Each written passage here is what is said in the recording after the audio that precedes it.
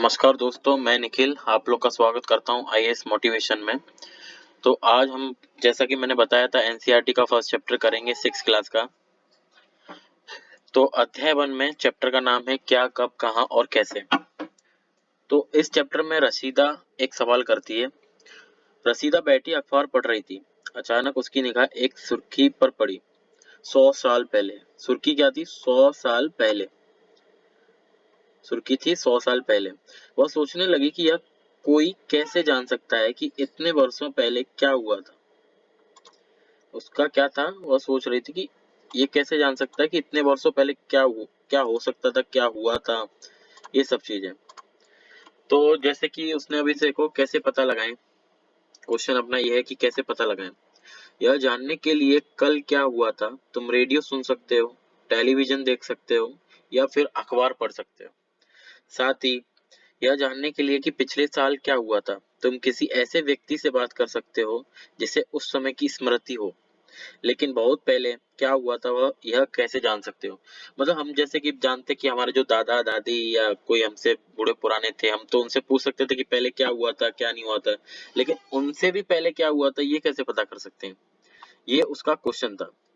अतीत के बारे में क्या जान सकते हैं। अतीत के बारे में क्या जान सकते हैं। तो क्या है, अतीत के बारे में बहुत कुछ जाना जा सकता है। जैसे लोग क्या खाते थे, कैसे कपड़े पहनते थे, किस तरह के घरों में रहते थे। हम आखेटों, शिकारियों, पशुपालकों, कृषकों, शासकों, व्यापारियों, पुरोहितों, शिल्पकारों, कलाकारों, संगीतकारों या फिर वैज्ञानिकों के जीवन के बारे में जानकारियां हासिल कर सकते हैं। यही नहीं, हम यह भी पता कर सकते हैं कि उस समय बच्चे कौन से खेल खेलते थे, कौन सी कहानियां सुना करते थे, कौन से नाटक देखा करते थे या फिर कौन कौन से गीत गाते थे। मतलब हम इतनी सब चीजें पता कर सकते हैं। इसमें ये बता रहे हैं लोग कहाँ रहते थे। तो मानचित्र 1 में, मानचित्र 1 में पृष्ठ 2, पन्ना नंबर 2 में नर्मदा नदी का पता लगाओ। कई लाख वर्ष पहले से लोग इस नदी के तट पर रह रहे हैं। यह रहने वाले आरंभिक लोगों में से कुछ कुशल संग्राहक थे जो आसपास के जंगलों की विशाल संपदा से परिचित थे। अपने भोजन के लिए वे जड़ों, फलों तथा जंगल के अन्य उत्पादों का यहीं से संग्रह किया करते थे। वे जानवरों का आखेट आखेट का मतलब होता है शिकार। आखेट का क्या मतलब होता है? शिकार। शिकार भी करते थे। तो मतलब एक क्वेश्चन तो तुम्हारा ये हो जाता है इम्पोर्टेंट कि उस समय लोग कहाँ रहते थे। तो लोग इसमें हम बता सकते हैं कि कई लाख वर्ष पहले लोग इस नदी के लोग नदी के तट पर रहते थे, जहाँ आरंभिक लोगों से कुछ कुशल संग्राहक थे जो आसपास के जंगलों के विशाल संपदा से परिचित थे। एक हम ये भी बोल सकते हैं। आगे पढ़ते हैं, इसमें क्या है। अब तुम उत्तर पश्चिम की सुलेमान और किरतर पहाड़ियों का पता लगाओ। मानचित्र में देखना है, ये सब अपने को मैप में देखना है। हाँ, इसी क्षेत्र में कुछ ऐसे स्थान है जहाँ लगभग 8,000 वर्ष, कितना कितना बोल रहा है, 8,000 वर्ष पूर्व पहले स्त्री पुरुषों ने सबसे पहले गेहूं तथा जौ जैसी फसलों का उपजान आरंभ किया। उन्होंने भेड़, बकरी और गाय बैल जैसे पशुओं को पालतू बनाना शुरू किया। ये लोग गांवों में रहते थे। उत्तर पूर्व में गारों तथा मध्य भारत में विंध्य पहाड़ियों का पता लगाओ। ये मतलब क्या है, 8,000 साल पहले की बात है ये सब। ये कुछ अन्य क्षेत्र, ऐसे क्षेत्र थे जहाँ कृषि का विकास हुआ, जहाँ सबसे पहले चावल उपजाया गया। वे स्थान विंध्य के उत्तर में स्थित है। ये भी तुम एक पॉइंट ले सकते हो। ये कौन सा स्थान है जहाँ सबसे पहले चावल उपजाया गया था। हाँ, तो जैसे आगे बढ़ते हैं, ये हिंद महासागर का मानचित्र है। तो आगे बढ़ते हैं, आगे क्या है इसमें। जैसे कि मानचित्र पर सिंधु तथा इसकी सहायक नदियां का पता लगाने का प्रयास करो। सहायक नदियां उन्हें कहते हैं जो एक बड़ी नदी में मिल जाती हैं। सहायक नदियां मतलब जैसे कि नर्मदा, यमुना, ये सब मतलब एक जगह पर आकर मिल जाती हैं, उनको सहायक नदियां बोलते हैं। लगभग 7,700 वर्ष पूर्व इन्हीं नदियों के किनारे कुछ आरंभिक नगर फले फूले। गंगा व इसकी सहायक नदियों के किनारे तथा समुद्र तटवर्ती इलाकों में नगरों का विकास लगभग 2,500 वर्ष पूर्व हुआ। गंगा के दक्षिण में इन नदियों के आसपास का क्षेत्र प्राचीन काल में मगध, वर्तमान बिहार में नाम से जाना जाता है। इसके शासक बहुत शक्तिशाली थे और उन्होंने एक विशाल राज्य स्थापित किया। देश में अन्य हिस्सों में भी ऐसे राज्यों की स्थापना की गई थी। लोगों ने सदैव उपमहाद्वीप के एक हिस्से से दूसरे हिस्से तक यात्रा की। कभी कभी हिमालय जैसे ऊंचे पर्वतों, पहाड़ियों, रेगिस्तानों, नदियों तथा समुद्रों के कारण यात्रा जोखिम भरी होती थी। ये पहले की बातें हैं कि मतलब पहाड़ियों के ऊपर चढ़कर वो लोग उस पार जाते थे। फिर भी यह यात्रा कि उनके लिए असंभव नहीं थी।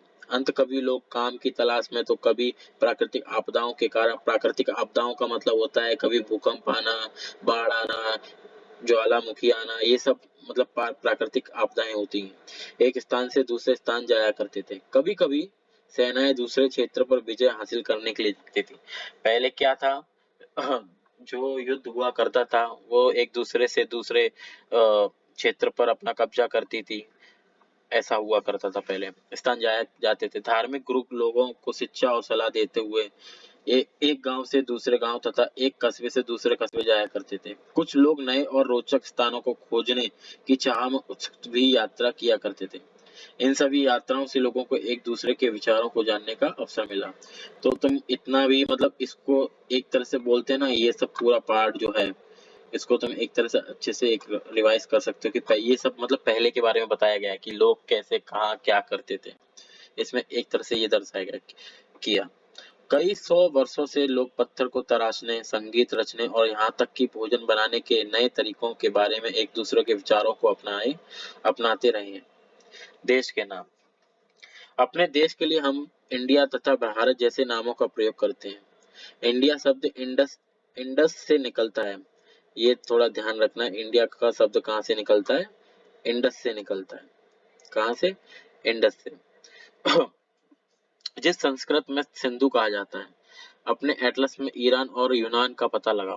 लगभग 2500 वर्ष पूर्व उत्तर पश्चिम की ओर से आने वाले ईरानियों और यूनानियों ने सिंधु को हिंदूस अथवा इंडोस और इस नदी के पूर्व में स्थित भूमि प्रदेश को इंडिया कहा। भारत का नाम प्रयोग उत्तर पश्चिम में रहने वाले लोगों के समूह के लिए किया जाता था। इस समूह का उल्लेख संस्कृत के आरंभिक लगभग 3500 वर्ष पुरानी कृति ऋग्वेद से भी मिलता है। बाद में इसका प्रयोग देश के लिए होने लगा। इसको भी तुम मतलब देश के नाम, देश का नाम कहाँ से निकला अपना, ये भी तुम इम्पोर्टेंट ले सकते हो। अतीत के बारे में कैसे जाने, मतलब पुराने लोगों के बारे में कैसे जाने। अतीत की जानकारी हम कई तरह से प्राप्त कर सकते हैं।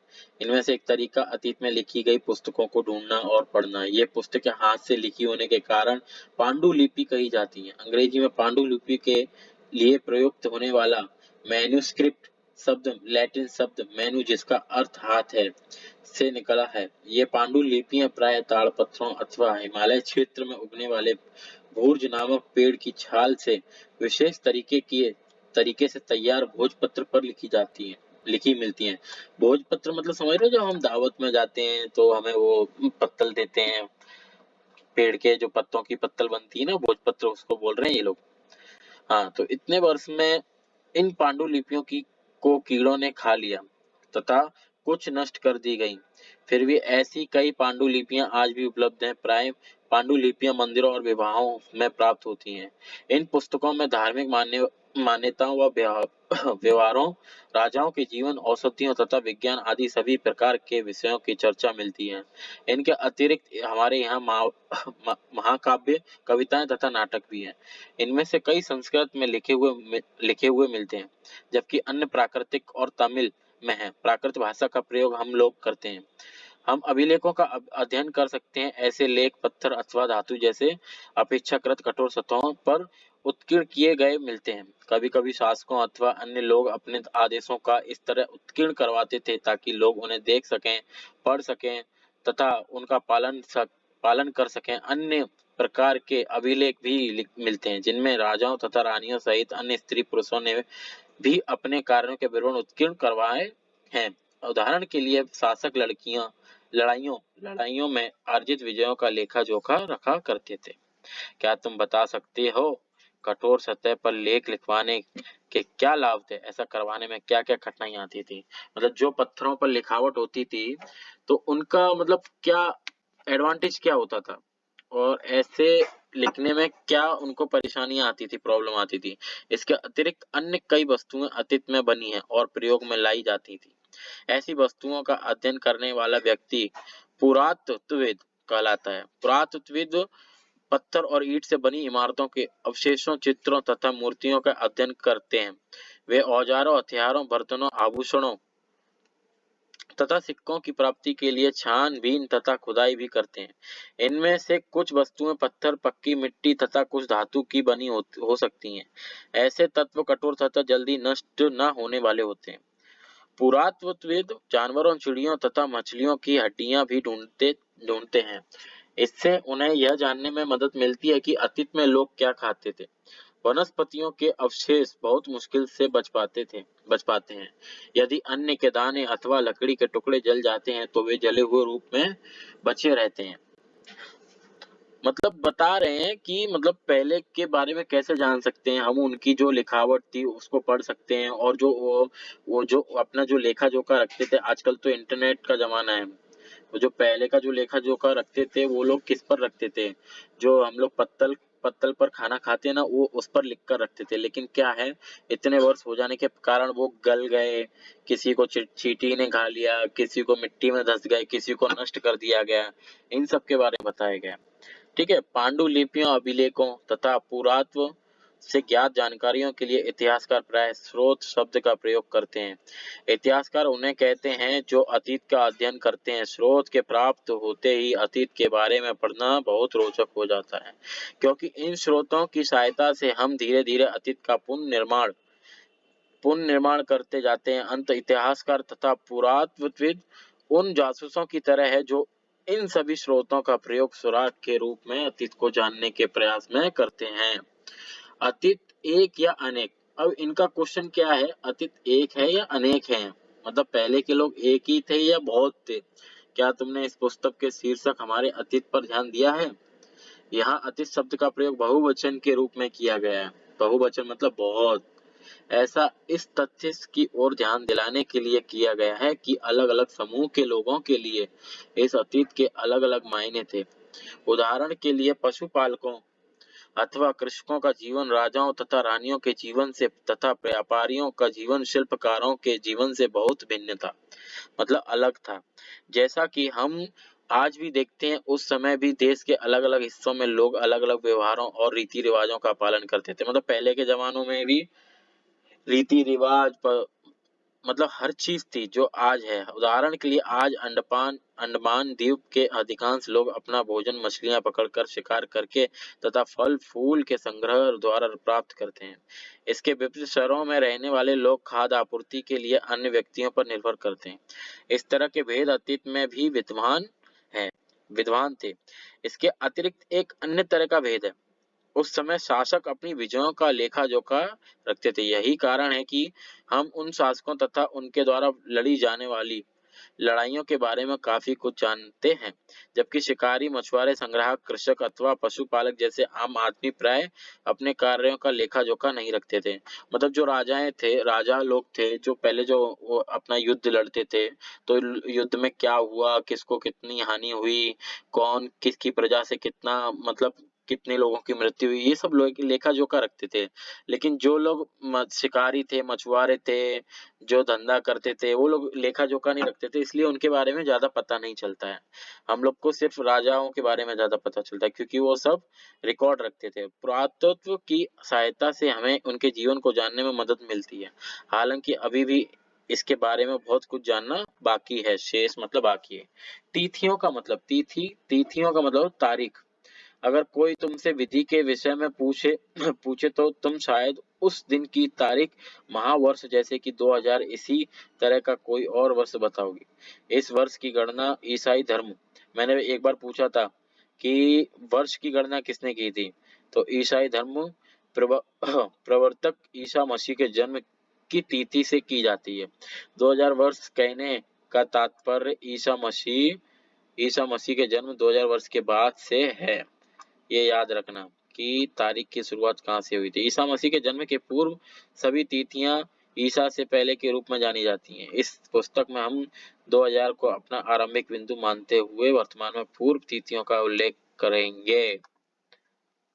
इतिहास और तिथियां, ये आप पढ़ लेना, ये भी अच्छा है, इसमें भी बहुत कुछ है।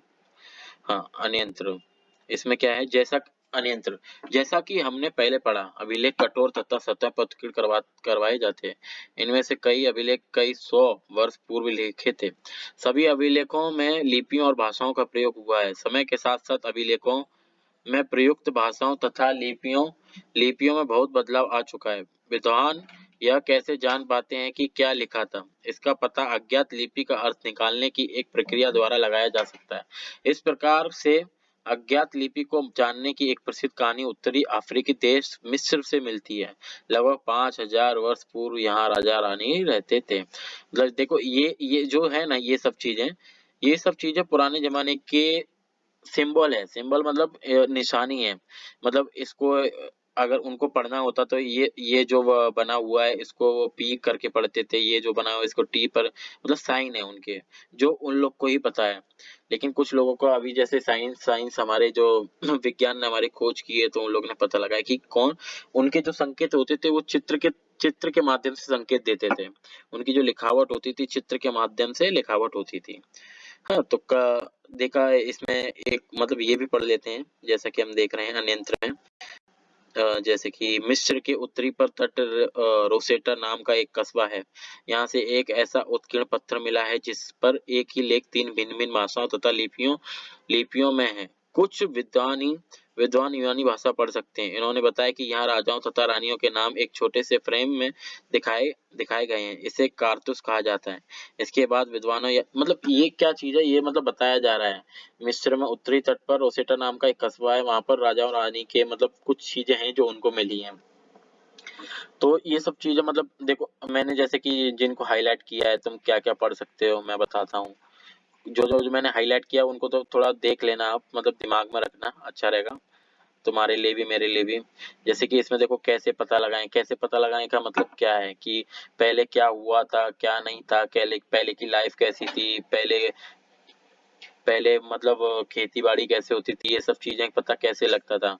तो मतलब कहने का इस पार्ट में एक ही तात्पर्य है मेरा भी, कि पहले जो हम पता लगा सकते थे वो इन्हीं की, जैसे ये देखो, जैसे ये सब लिखा हुआ है, इनकी लिखावट से पता चलता है कि पहले के लोग क्या लेखा जोखा रखते थे, क्या नहीं करते थे। तो मतलब उनकी, जैसे कि राजाओं ने जो लेखा जोखा रखा ना, उनको पढ़कर और मतलब उनकी स्टडी कर कर, उनकी पढ़ाई कर कर ही पता लगा सकते हैं कि पहले के लोग क्या करते थे क्या नहीं करते थे।